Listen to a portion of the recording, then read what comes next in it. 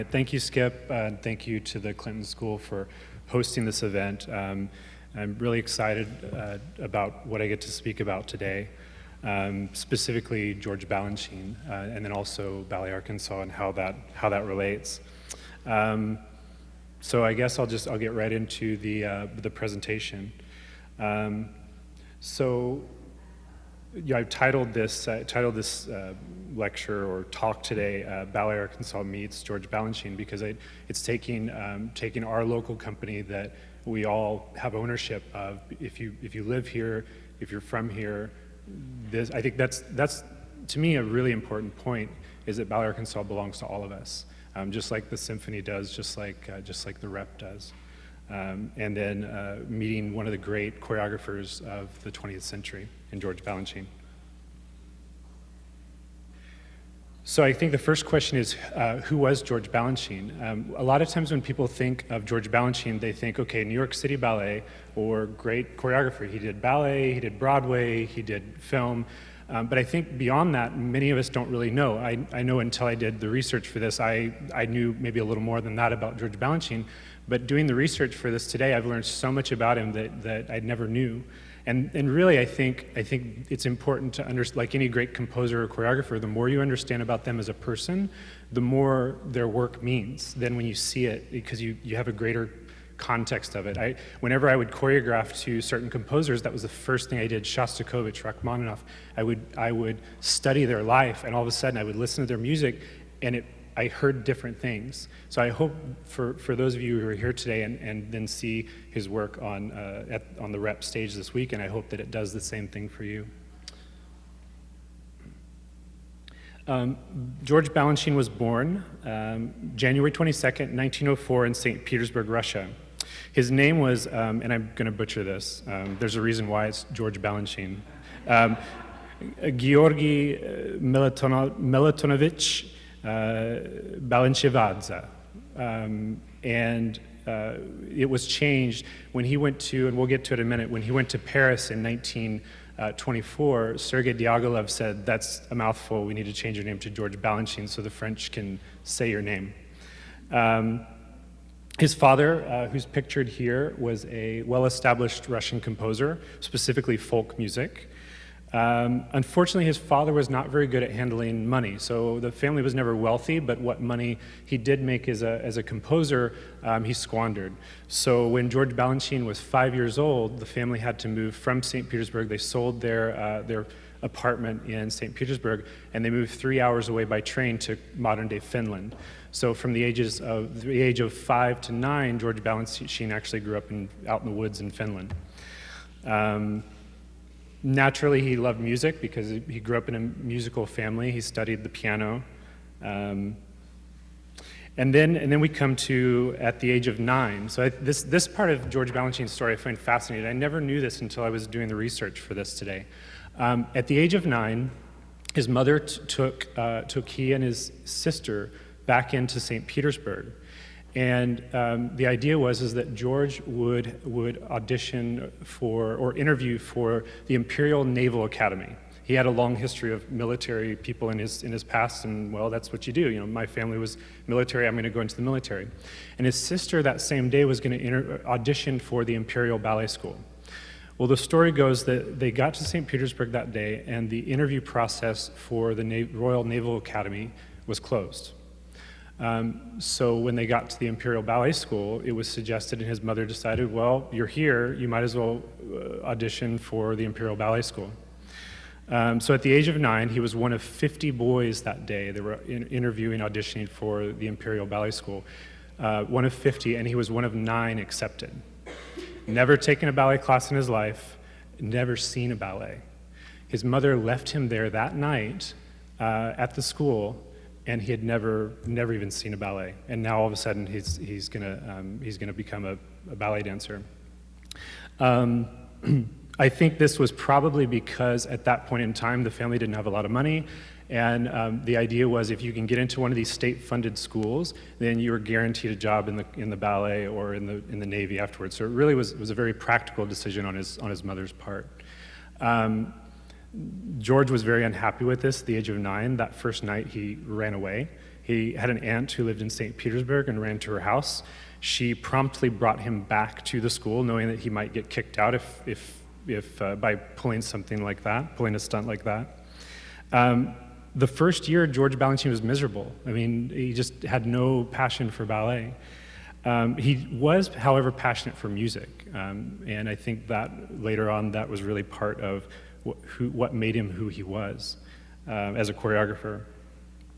Over time, he fell in love with ballet. His first experience with a ballet was Sleeping Beauty, and he was, as a child, he was put on stage and got to perform, and just something clicked. All of a sudden, he got it. He saw the beauty and the value in the art form of ballet.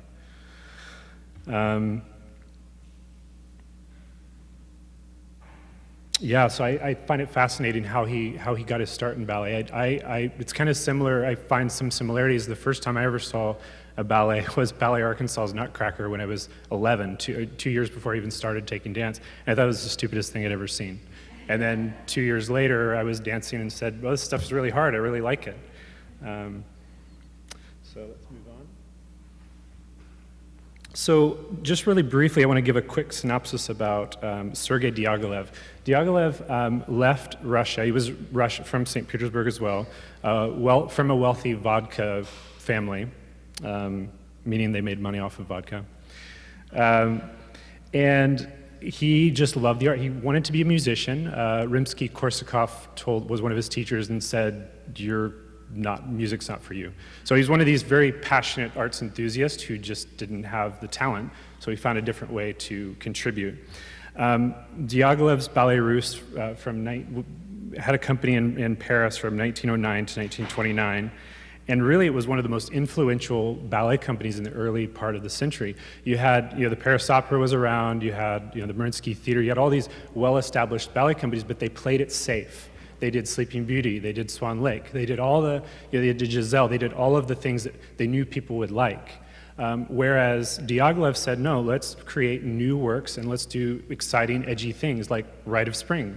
I think this was such a fascinating time. I just want to read off some of the people who were involved with this process, this 20-year process in Paris. These are some of the names of the choreographers and musicians and artists who were creating during that time.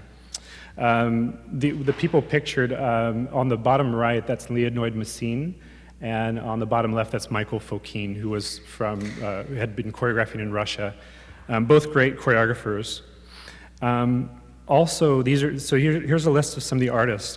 Dancer-wise, he had Anna Pavlova and Valslav Nijinsky performing during this period of time. Choreographers he had, other than Balanchine, which we'll get to in a minute, he had Fokine, Messine, Nijinsky also choreographed, and his sister Nijinska also choreographed as well. Composers, so these are the composers who were living in Paris at the time, writing music for dance. Stravinsky, Prokofiev, Debussy, Ravel, Respighi, these are all people who lived there, and if I could transport myself into if I had a time machine, I would just love to be a fly on the wall seeing all of this creative process going on, because now, of course, we know these were all greats at what they did.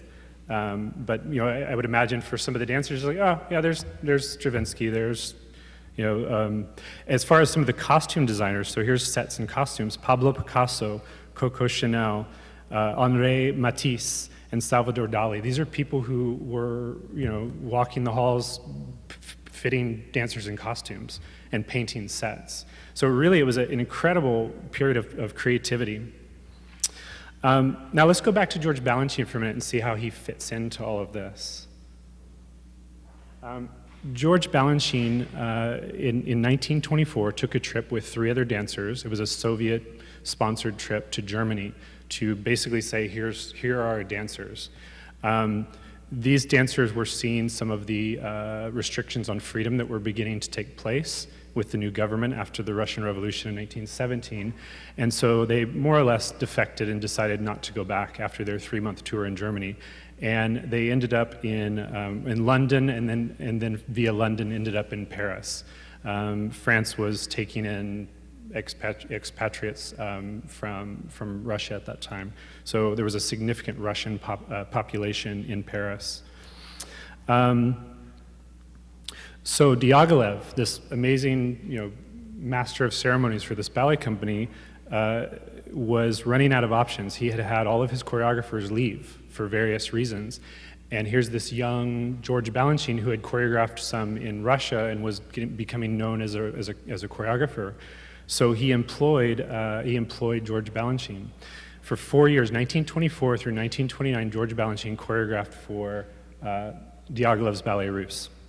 The two most significant works that came out of this period of time were on the left, Apollo in 1928, and on the right is that's actually a picture of Baryshnikov and an older George Balanchine, Prodigal Son, 1929.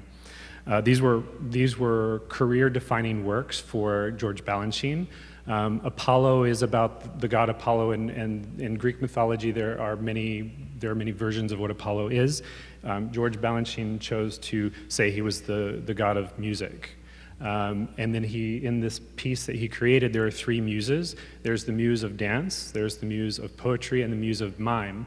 And in this ballet, Apollo chooses to accept the god or the muse of dance, joining music with dance, which I think, ultimately, as I read about George Balanchine, I think if he had had his choice, he would have been a musician. He loved music, and I think that's what made him such a great choreographer. Is it was so in tune with the music. He heard things and brought out things in the music that other choreographers weren't at that time because he understood music like other choreographers did not. I actually want to show a clip really quickly because I think what's important is to be able to see a progression of Balanchine's works. One that he created in 1929, and we'll look at several others throughout the years as we get up to Who Cares?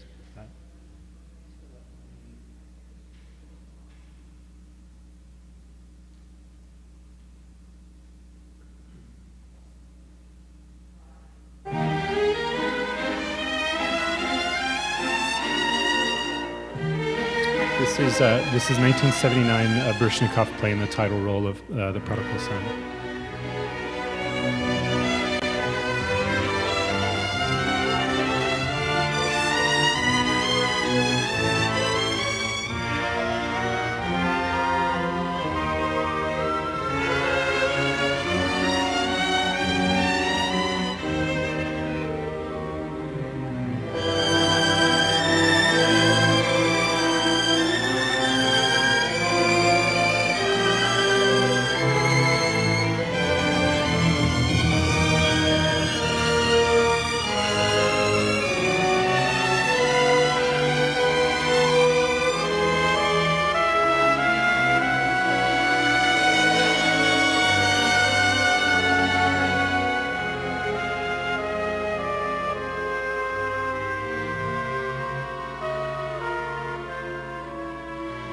I should have clarified, this is the end of the ballet. This is how the ballet ends when he comes back home.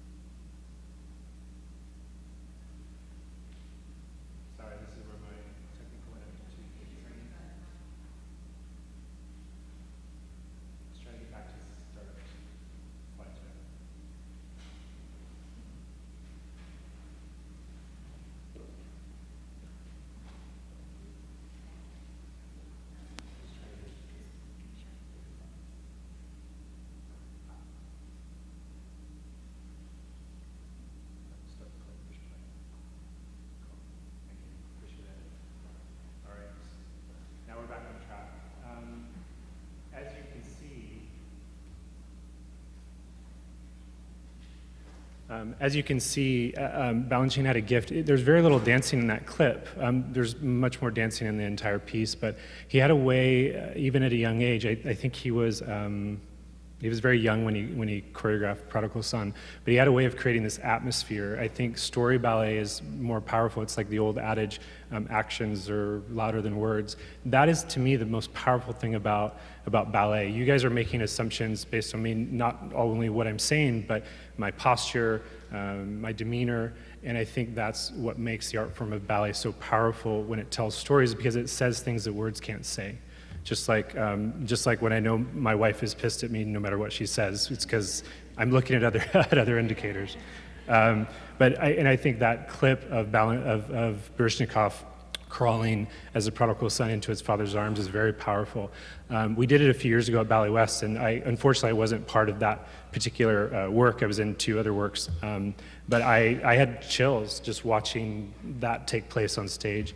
That's definitely on my to-do list as far as pieces to bring in, both because of its historical relevance, but it's just such a powerful story ballet that Balanchine created. So in 1929, Sergei Diaghilev passed away in Venice, and unfortunately the Ballet Russe fell apart at that point. He was so integral to sustaining it. He was basically a micromanager, and when he died, the company fell apart. Is basically how it went. So then we move to, in any good success story, there are trials and failures. Balanchine was kind of floated around for a few years. He was picked up by the Royal Danish Ballet as a ballet master for 4 years, and they asked him to stage some of the old standbys, Michael Fokines' Les Sophies or some other ballets, but they didn't like his edgy choreography. They had him do Apollo because it was forward-thinking, but that was about as forward-thinking as the Danes wanted to be. So after 4 months, they did not renew his contract. Then they tried to start up the Ballet Russe de Monte Carlo, try to revive the Ballet Russe, and he was invited for 1 season there, but then did not have his contract renewed once again. He then started up a company in Paris and London, his own company with his own backer. I think it was a guy who was trying to impress his fiancée. And after 1 year, the company, or actually after 3 months, the company fell apart. They bankrupted. So he went through about a 3 or 4 year period of time where, yes, as great as a choreographer as he was, without the support, you can't do your thing. So that brings us to a gentleman named Lincoln Kirstein. He was the son of a Boston-based department store owner. He was a Harvard graduate. And he, kind of like Sergei Diaghilev, he had a passion for dance and wanted to be a dancer, but was basically told, you should try other things. So Lincoln Kirstein did that. He tried other things by saying, okay, I love dance, I love ballet, let me see what I can do. And America does not have good quality ballet, so let me see what I can do. So he would take trips over to Europe, and in one of the Ballet Russe programs, he saw works like Apollo and Prodigal Son, was very impressed by this young choreographer from Russia. In 1933, he got a hold of George Balanchine. They sat down and talked. This is around the same time that George Balanchine's company was falling apart, so he didn't have very many options at this point. Balanchine he wasn't a planner. He kind of just flew by the seat of his pants. He kind of just went wherever the wind would take him, and just trusted in fate. So as fate would have it, Lincoln Kirstein then convinced him to come to the United States. 1934, Balanchine and Kirstein founded the School of American Ballet. So basically what Kirstein wanted was a ballet company. What Balanchine said is, how can I have a good ballet company when there's not even any good schools? So first things first, let's have a good school so that then that can feed the United States starting companies. It's actually kind of the reverse problem today. There are so many talented dancers now in America, and there are very few jobs. So many talented students from all over the country. So they started the School of American Ballet, and I'm just going to kind of skip forward in history now so as not to just tell every little detail about what happened, but basically They started working with the Metropolitan Opera House. Balanchine and Kirstine lost some of their artistic freedom, so they decided to do something else for a while. Kirstine was in World War II, enlisted during World War II. Balanchine actually went out to California and did a lot of choreography for film and Broadway for film. So that's what he did with his time until 1946. Oh yes, I forgot one thing. So in 1934, they started School of American Ballet. Balanchine, as a choreographer, still wanted to choreograph, though, even though there's these students that aren't as talented. And he created one of his epic ballets called Serenade. And I'm really quickly going to show you a clip of Serenade because, again, I want you to see this progression of choreography from the 20s to the 30s and so on.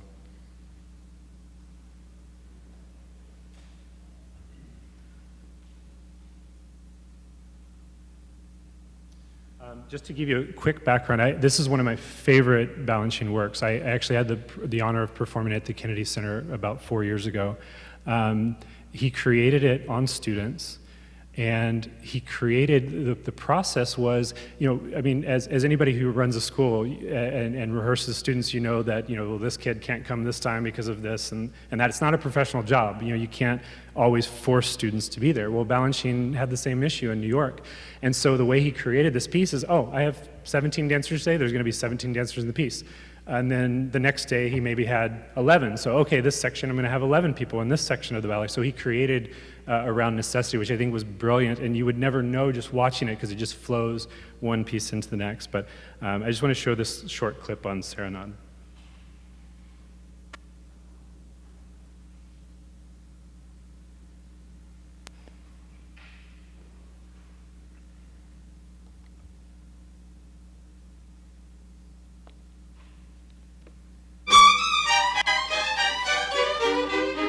Serenade was choreographed by George Balanchine, and the music was composed by Tchaikovsky.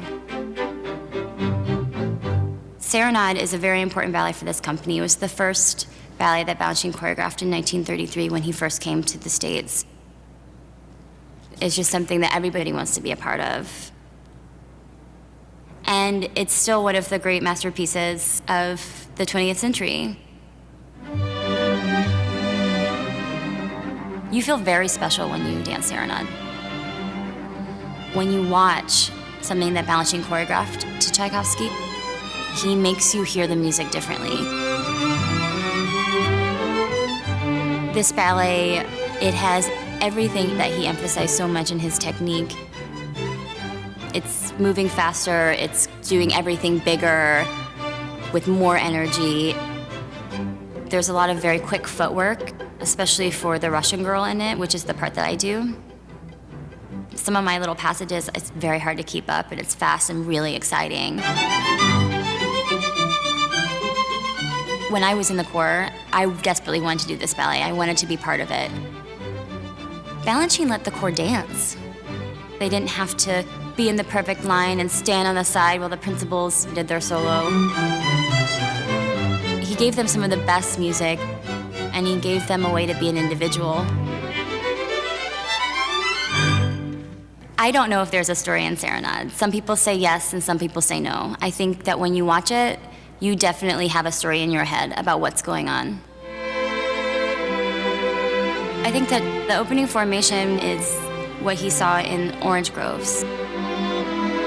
One day, he came in the studio and all the girls were staying in their formation and the sun was coming in. They were all standing, blocking their face from the light, and that's the opening pose now.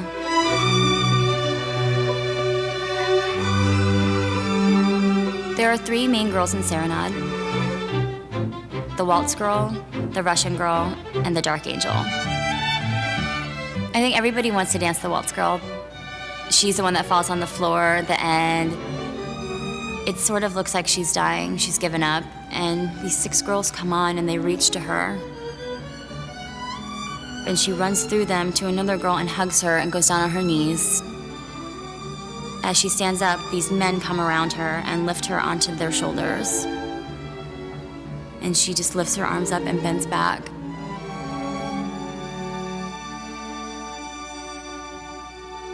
It's so purely Balanchine technique and what he was about that it's amazing it was only his first ballet.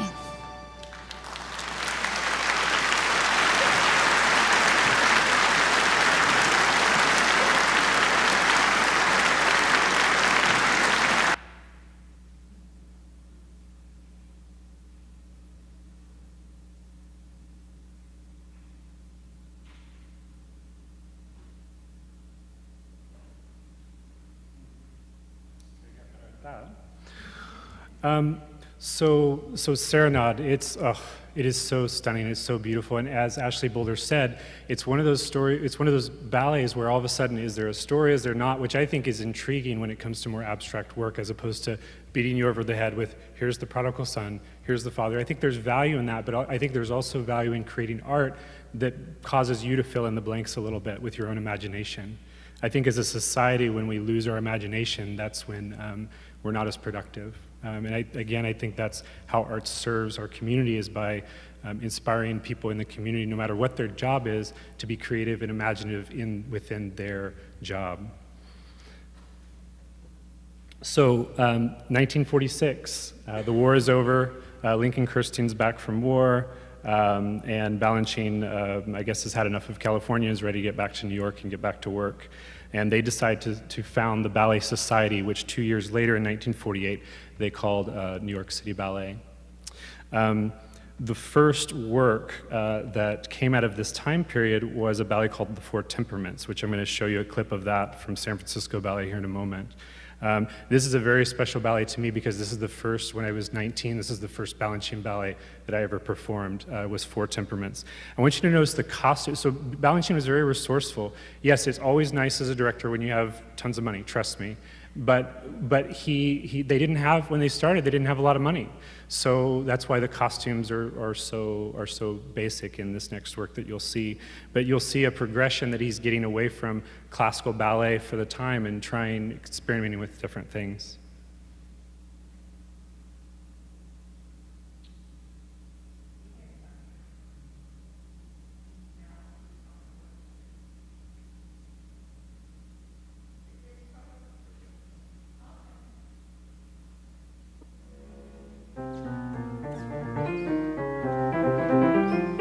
This is the San Francisco Ballet a few years ago.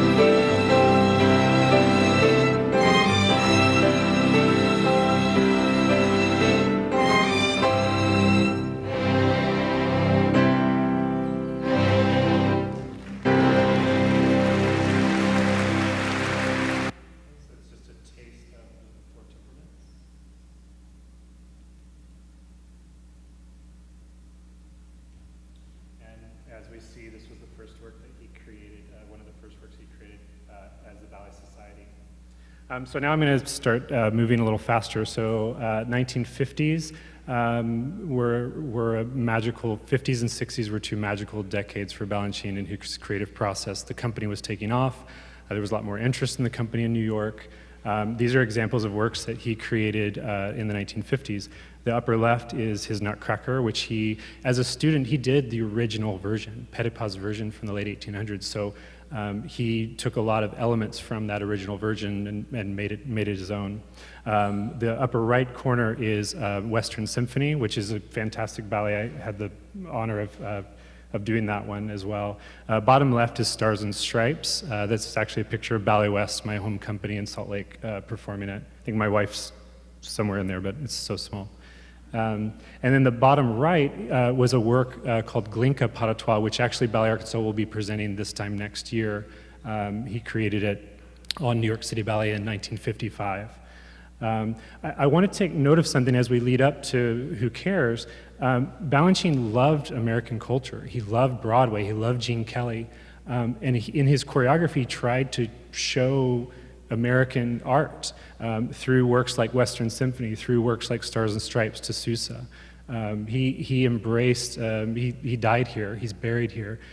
Even though he was from Russia, he really embraced our society and our culture. In the 1960s, we have Tchaikovsky plotted on the left, Midsummer Night's Dream on the upper right, and Balanchine's Jewels, which that's another picture of Ballet West doing Emeralds from a couple years ago.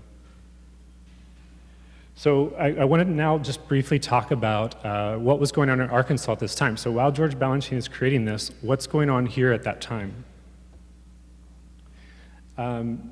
Pictured is the late Lorraine Cranford, and she, I mean, if there is a mother of ballet in our state, it's her. You look at any entity, Ballet Arkansas, Arkansas Festival Ballet, Western Arkansas Ballet, the School of Shuffles, like she influenced and she worked with so many people that were inspired to continue on.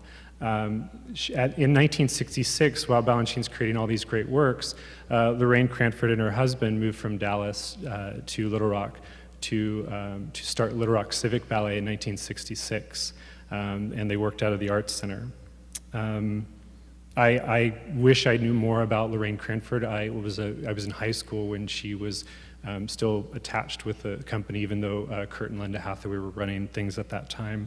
But even as a student, what stood out to me about her is she even in her advanced years, she had such passion for ballet. I remember going to a RDA festival and watching some works, sitting next to her, and she was like oohing and aahing. She was very passionate about our art form. And once again, I think almost any ballet in the state can be traced back to her influence.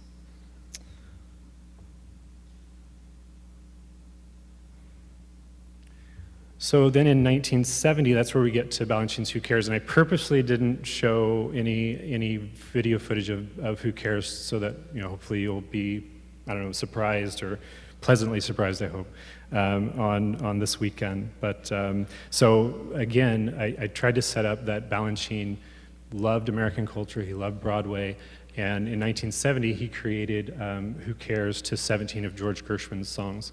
Obviously there's quite a few people on stage, we don't even have that many people in our company at the moment, so we're doing an abridged version called the concert version of Who Cares, which is basically the principal roles from this ballet.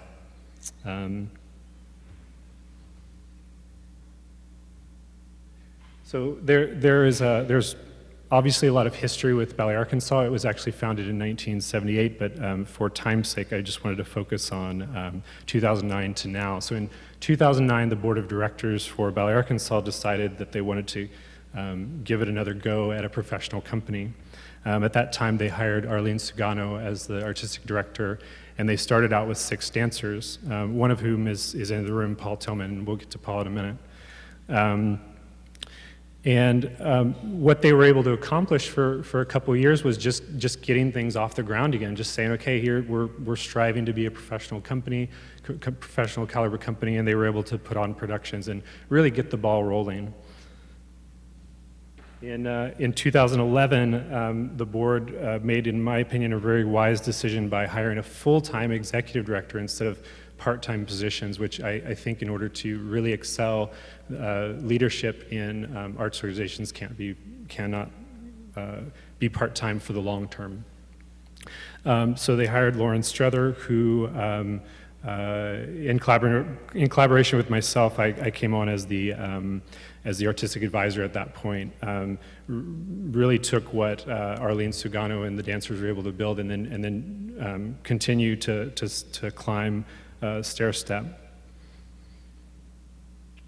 Oh, I should add, during Lauren's time, the company doubled in its budget and doubled in the size of company as far as number of dancers. I think to me, this brings up a really interesting point. You know, there's Balanchine, But without Lincoln Kirstein and somebody who has the business sense and organizational skills, artists they don't have the vehicle to create. Look at what happened to George Balanchine. For 4 years, he was just kind of wandering throughout Europe from job to job and couldn't keep a job. He kept losing his job. So in my case, without the work that Lauren did and without the work that Karen Bassett continues to do, it's not going to happen. It's a team effort. It's a community effort. If Ballet Arkansas will continue to thrive, it will be because of people in this room, not just Karen and I.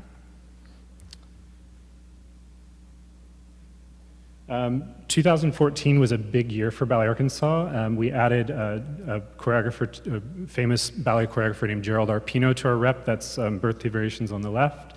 We launched our Visions program, which I think furthers the art form, trying to get choreographers from all over the country to come here and create on our dancers for our community. I think is a big way for us to further the art form of dance, but also connect us. One of my biggest initiatives since I've taken this job is to really connect Ballet Arkansas to the outside dance world, because I think it intrinsically grows if it's connected to the greater dance world. And then also we did some touring. We performed in Texas, 2 locations in Texas. We performed at a dance festival in Seattle, and we performed, this is a picture from St. Louis. We performed at a dance festival in St. Louis among companies like Ballet Memphis, Oklahoma City Ballet, Dance Theater of Harlem. So it was really a good step for us in our growth. Wanted to kind of end this talk today by showing you this chart. I think this chart speaks for it all. These are companies over the last season, in the last 12 months, that have performed a Balanchine work. And just take a minute to look at those companies, because some of them are quite well-established, good companies. Not that puts us right there right away, but just to be able to say that we're doing the same caliber of works that these companies are doing is a good step in the right direction. And something that I hope our community can be proud of, that their ballet company, that your ballet company is starting to do works that are kind of mainstream with other ballet companies around the country and the world. These are just the United States. So that's all I had. I just wanted to leave. I know I didn't leave a lot of time for Q&A, but I brought Paul Tillman as one of our company dancers. Unfortunately, he's here because he's injured, and he will not be performing. But I just thought it would be nice to have a dancer here for Q&A. If anybody has any questions about Balanchine, by no means am I an expert on George Balanchine. But if I can answer, I'd love to try to answer a question about George Balanchine, or even just about Ballet Arkansas and what we're trying to accomplish. Let's thank Michael. That was excellent.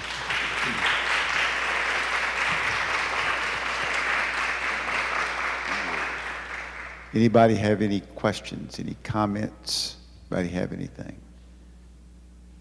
One of the things what can people do to support the ballet in a tangible, besides writing a check and all that, but what do you need? What can we do to help lift this organization up? Karen might be able to speak to this better than I do, because she spends a lot more of her time focusing on that. But my initial answer is, I think just come see shows. I think I can get up here and talk about Balanchine. I can get up here and talk about how important ballet is in a community. But I think ultimately the art form speaks for itself. And if you go to the shows and see it, then you either believe in it or you don't. It either speaks to you or it doesn't. And I think that my experience at Ballet West in Salt Lake City is the most committed donors that are writing the biggest checks started out as season ticket holders. And I think that's where it starts, is just be involved in that simple way. One of the things that Molly can talk to you about is it might lend itself. Clinton School students do a lot of field service projects and do a lot of work with organizations with the arts. And it might be that over the next several months or years that a combination or a partnership can be developed where a Clinton School student team can work in cooperation with helping with the ballet. We have done for example, we worked with the city of Newport, Michael, Newport, Arkansas, not too far from your hometown of Searcy. in establishing a visual arts festival there for Delta artists. Started out with 11 artists. This year, there were 200, and it encompassed the whole city block, whole downtown of Newport. They've come to us for this year to work with the student team as they are renovating an old building in downtown Newport to make a display area for art. And so we're working with them on that. So there's lots of opportunities where we can work together. Any other questions? Judge, I'm waiting for the microphone. Bob's going to bring you the microphone. Thank you, Michael, first of all, for that. I really appreciated the whole discussion about Balanchine. But I know that Who Cares is performing, Ballet Arkansas is performing Who Cares this weekend at the Rep. Then is that the end of the season for you? And if so, then what should we expect for next season? It's a good question. This does conclude our 14-15 season. So kind of what's on tap for next season is we'll have our Visions program in August. That will be at UALR at their Performing Arts Center. And then, of course, we'll have the Nutcracker out at Maumelle. And then our spring show is going to be very eclectic. We're going to sell the show based on a piece that was choreographed for Nashville Ballet a couple years ago called Under the Lights. It's to all Johnny Cash music.